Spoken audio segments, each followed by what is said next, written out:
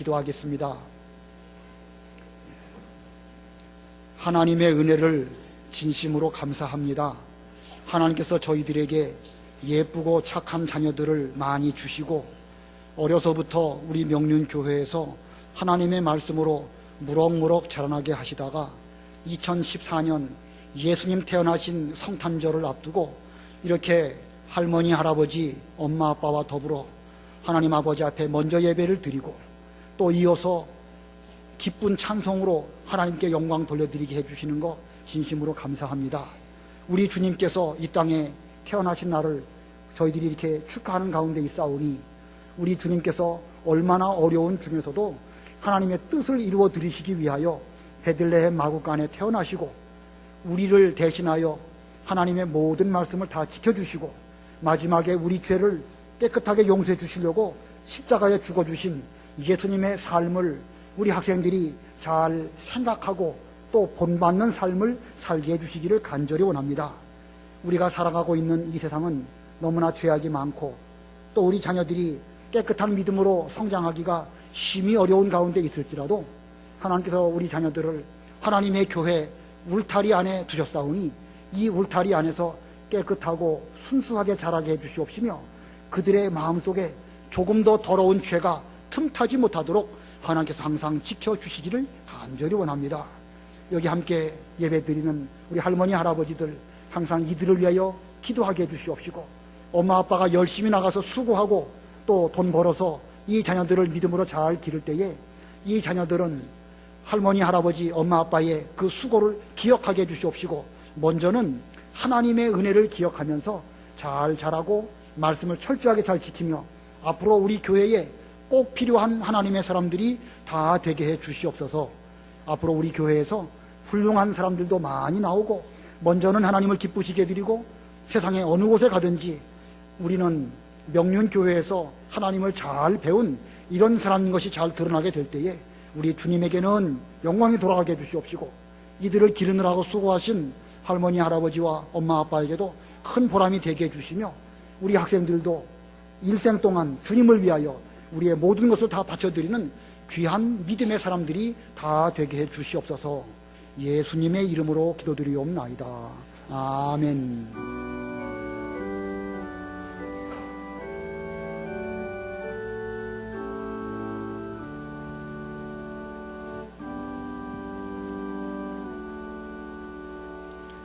하나님의 말씀은 누가복음 2장 1절입니다. 누가복음 2장 1절 7절까지 봉독하겠습니다.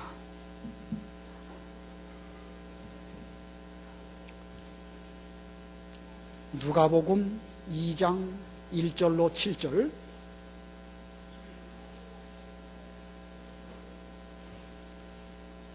봉독하겠습니다.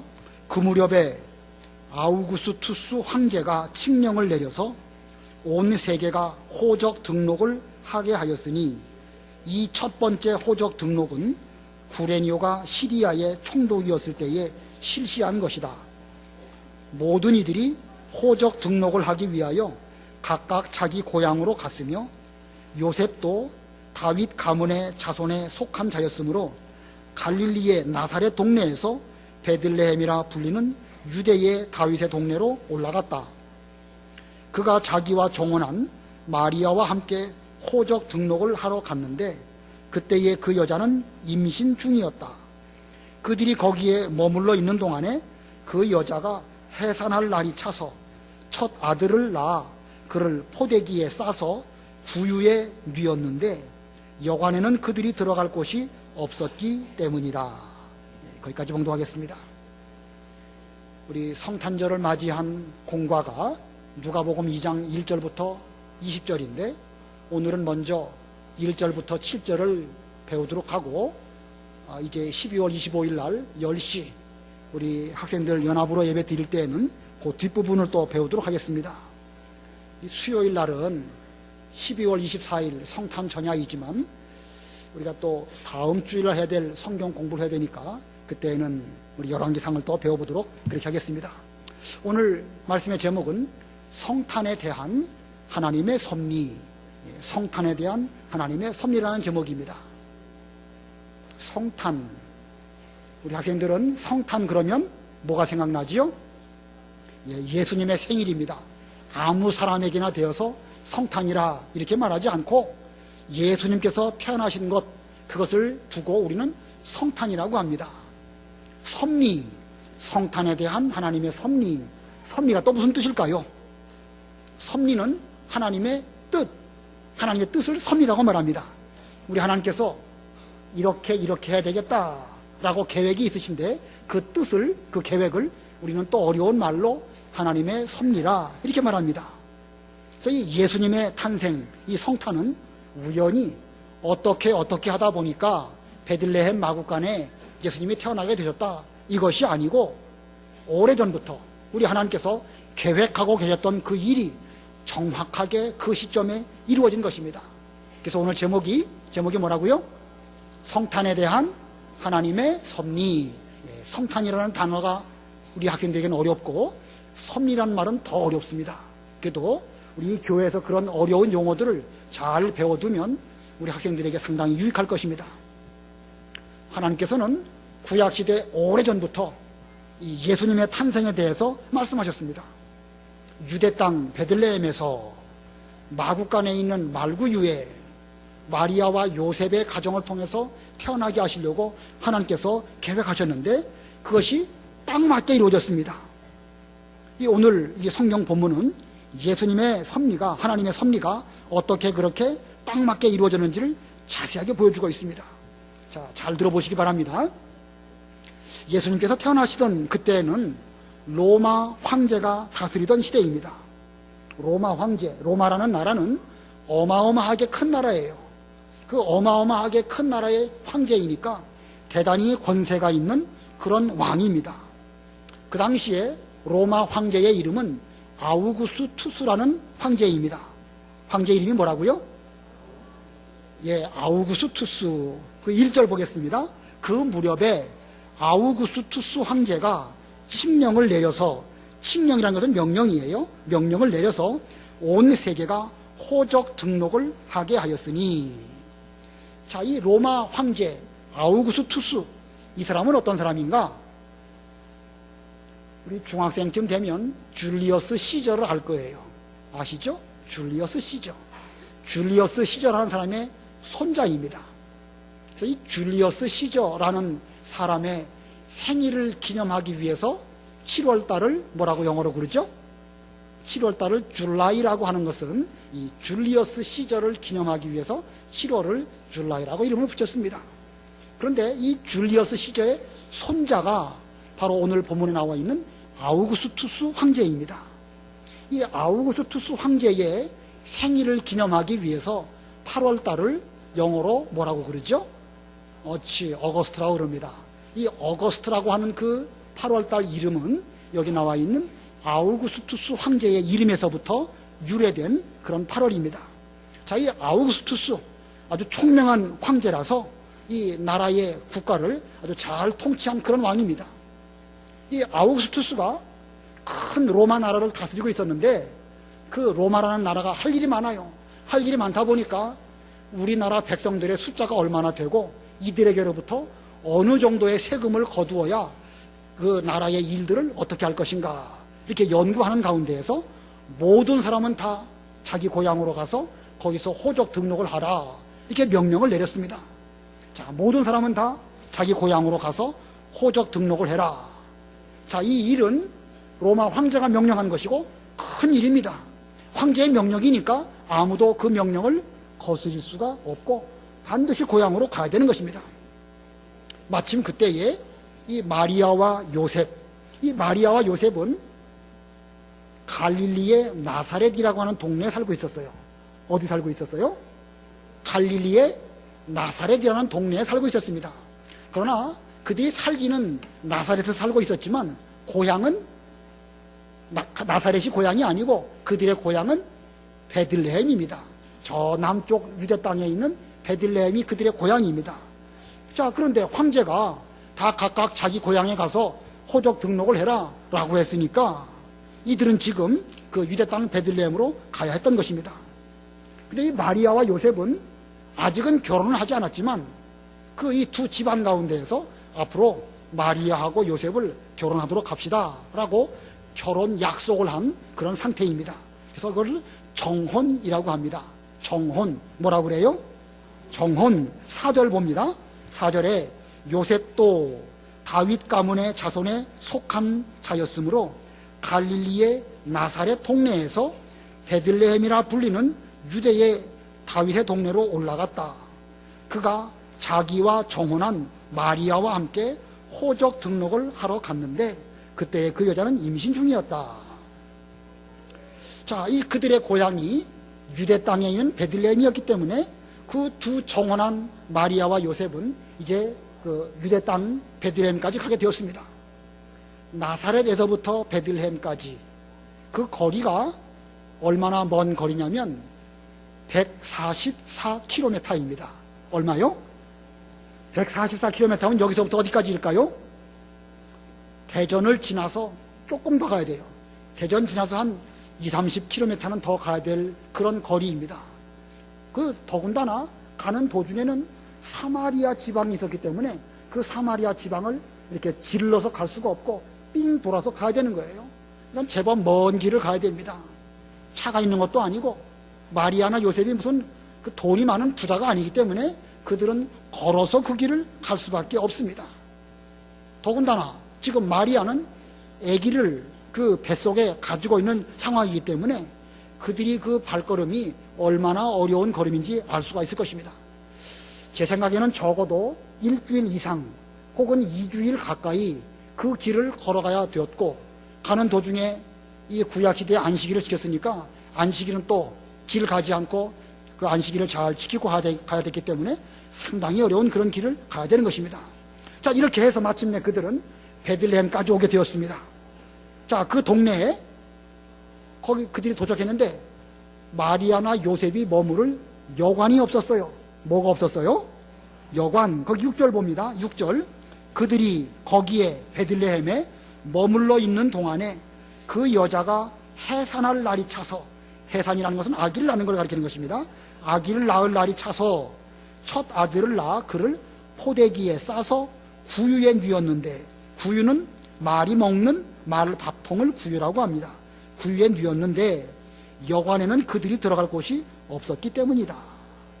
자, 여관에는 그들이 들어갈 그 방이 없었기 때문에 그들은 어쩔 수 없이 말 구유에 거기에서 아기를 낳게 되었고, 그리고 또 그 아기를 누울 데가 없어가지고 이 구유에 누이게 되었다. 자, 마침 해산 기간이 타서, 그래서 해산 기간이 딱 차가지고 이제 예수님을 낳게 되었습니다. 어떻게 해야 되겠죠? 해산 기간이 차기는 찼는데 뭐 들어갈 방도 없고 마땅하게 머무를 데도 없으니까 뭐 마리아가 조금 더 있다 놔야지, 그렇게 할 수 있을까요? 아니면 예수님 보고 조금만 더 있다가 천천히 나오세요, 이렇게 할 수 있을까요? 그럴 수 없습니다. 엄마가 아기를 낳는 것은 엄마 마음대로 되는 게 아니에요. 누구 마음대로 되는 거죠? 엄마가 아기를 낳는 것은 누구 마음대로 되는 거죠? 하나님의 마음대로 되는 것입니다. 하나님의 마음대로. 그래서 하나님께서는 딱 정해진 시간에 이 예수님께서 그 유대 땅 베들레헴에서 태어나시게 된 것입니다. 자, 질문하겠습니다. 질문. 아우구스투스 황제가 이 예수님을 베들레헴에서 태어나게 하시려고 그렇게 명령을 내렸을까요? 우리 한번 대답해 보세요. 중학교 학생들. 아까 로마 황제가 아우구스투스라고 했는데, 아우구스투스가 예수님을 그 베들레헴에서 태어나게 하시려고 명령을 내렸습니까? 아닙니까? 잘 안 들었군요. 목사님이 잘 못 가르쳐서 그래요, 이거는요. 예. 로마 황제가 그렇게 명령을 내린 것은 세금이나 많이 걷고 군대 모집하려고 한 것이지, 무슨 예수님을 베들레헴에 태어나게 하시려고 그렇게 한 거 아닙니다. 마리아나 요셉이 우리가 이 아기를 낳을 때 베들레헴에 가서 낳자, 이렇게 했을까요? 그것도 아닙니다. 그들은 그런 계획을 가지고 온 거 아니에요. 자, 그러면 어떻게 해서 예수님께서 베들레헴에 태어나셨죠? 무엇 때문에? 누구의 뭐 때문에? 예, 하나님의 섭리 때문에 그렇게 난 것입니다. 따라서 해보시기 바랍니다. 하나님의 섭리. 하나님의 섭리.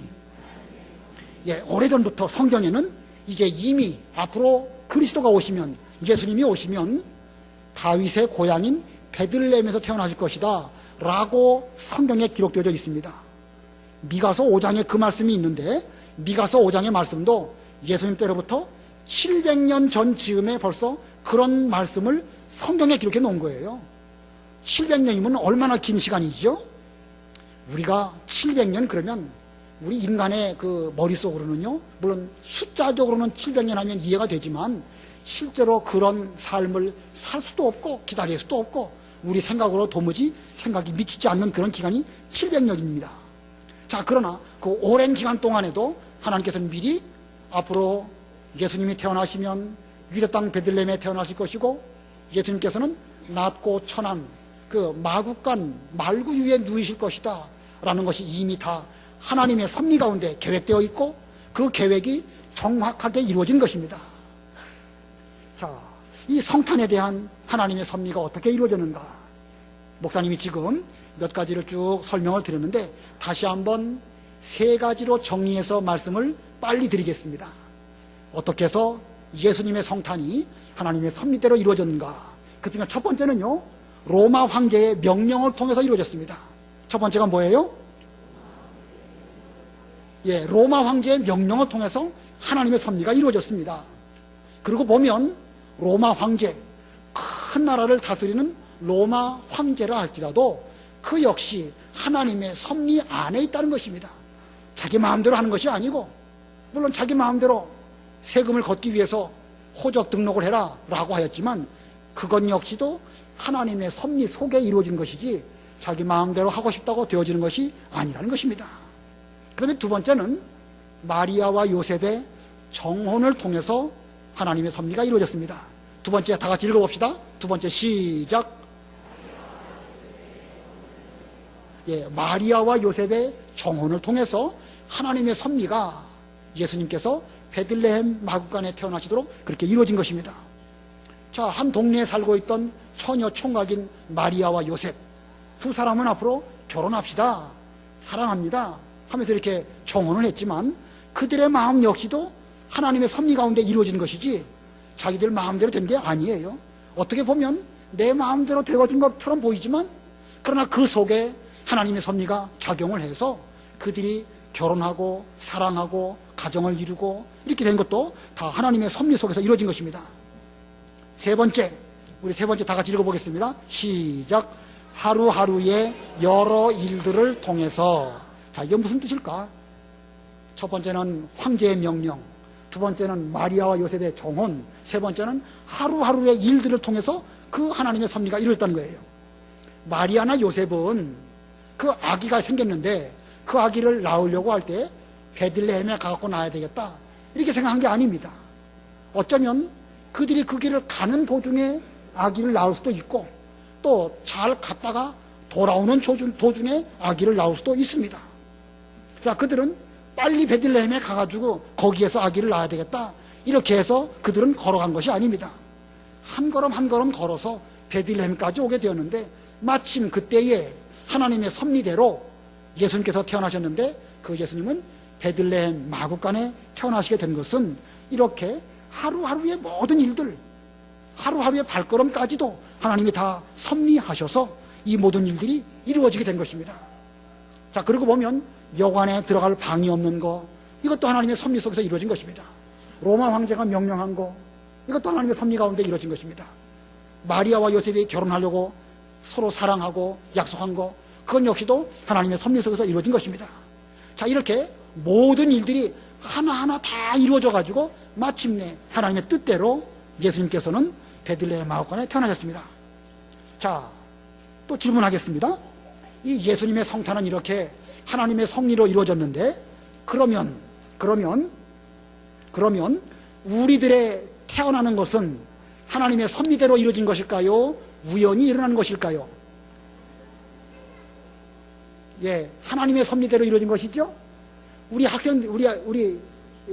어린 아이들도 우연히 태어난 것처럼 보여요. 엄마 아빠가 서로 결혼하고 그래가지고 태어난 것처럼 보이지만, 그 배후에는, 그 뒤에는 하나님의 섭리가 있어가지고 정확하게 하나님이 우리들을 태어나게 하시고, 정확하게 우리 명륜교회 와갖고 예배 드리게 하시고, 오늘 이렇게 건강하게 하나님께 찬송으로 영광을 돌리는 것도 하나님의 섭리 가운데 이루어진 것입니다. 예수님 말씀하시기를 참새 2마리가 한 아사리온에 팔리는 것이 아니냐. 시장에 가면 포장마차가 있고 포장마차에서 참새를 2마리를 팝니다. 2마리를 파는데 우리 돈으로 참새 2마리에 얼마입니까? 1,000원입니다. 1,000원만 내시면 참새 2마리 줄게요 해서 참새 2마리를 사서 맛있게 먹었다. 자, 그건 역시도 하나님의 섭리대로 된다는 것입니다. 마찬가지로 우리의 머리카락 하나하나까지도 다 하나님께서는 헤아리고 계시다는 거예요. 아침에 머리 감을 때에 머리카락이 빠지죠? 예, 그건 역시도 하나님의 섭리 속에 이루어진다고 우리 주님께서 말씀하셨습니다. 자, 그러고 보면 우리 한 사람 한 사람 모두가 다 하나님의 섭리 가운데 있다는 것이에요. 자, 좋습니까? 나쁩니까? 기쁩니까? 안 기쁩니까?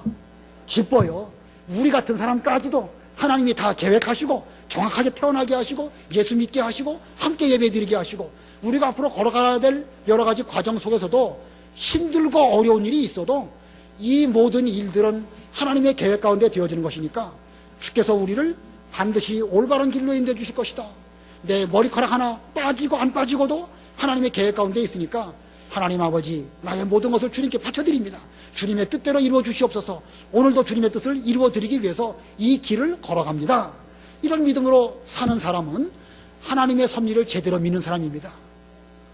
하나님의 섭리를 제대로 믿지 않은 사람은요, 하다가 힘든 일을 만나면 왜 이렇게 힘드냐, 살기 힘들다, 괴롭다 이러면서 포기하기도 하고 나쁜 길을 걸어가기도 하고 또는 어떤 사람은 자살을 하기도 하고 이런 바보 같은 짓들을 하는 것은 하나님의 섭리를 모르기 때문에 그런 길을 걸어가는 것입니다. 아무쪼록 우리 여러 어른들이나 우리 자녀들이나 하나님의 섭리 속에서 이 모든 일들이 이루어진 것을 깨달으면서 오늘날 우리에게 대해서도 정확한 하나님의 섭리 가운데 오늘의 우리가 이 자리에 있음을 기억하면서 앞으로 우리 인생 길을 걸어갈 때에 하나님의 섭리대로 걸어가기를 최대한 힘쓰는 여러분들이 다 되시기를 바랍니다.